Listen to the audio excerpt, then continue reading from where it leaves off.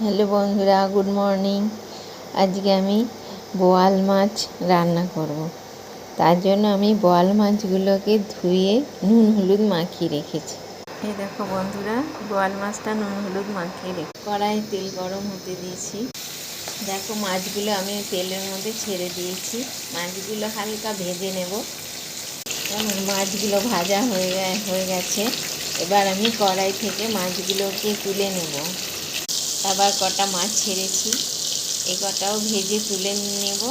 আমি একটা মশলা রেডি করে রাখছি তার সঙ্গে সঙ্গে। আমি এবার তেলের মধ্যে এই জিরে আর তেজপাতা ফোড়ন দিয়ে দেবো। এবার আলু ছেড়ে দেবো।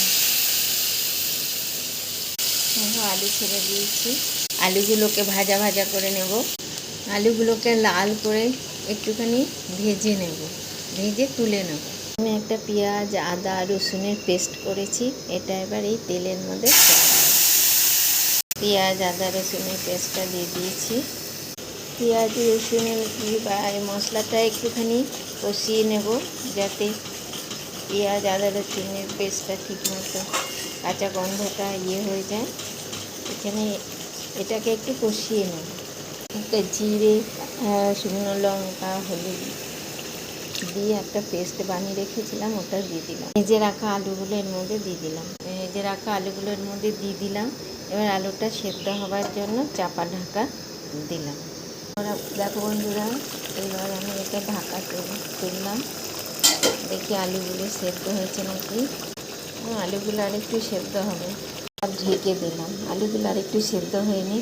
আমার আলুও সেদ্ধ হয়ে গেছে আর মশলাটাও ভাজা ভাজা হয়ে এসছে, তেল ছেড়ে গেছে মশলা থেকে।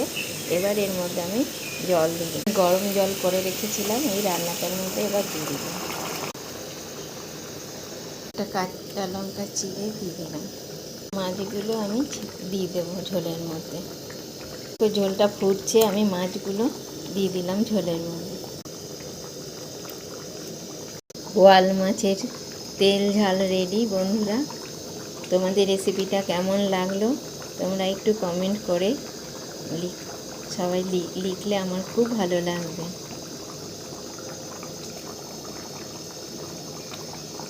দেখো এবার এটা হয়ে এসছে, হয়ে গেলে আমি নামিয়ে দেব।